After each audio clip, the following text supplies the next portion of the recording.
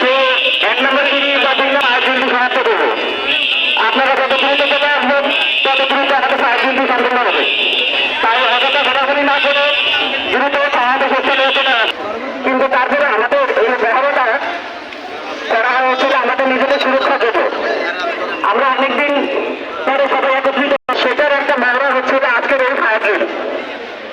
Fire drill এলোমেলো দাঁড়াবো না, এলোমেলো না দাঁড়ায় সবাই একটু সারিবদ্ধভাবে দাঁড়াবো। কেউ অযথা ঘোরাঘুরি করবেন না, সুন্দরভাবে সারিবদ্ধভাবে নিজ নিজ করবো, তারপর ছেলে চলে যাবে।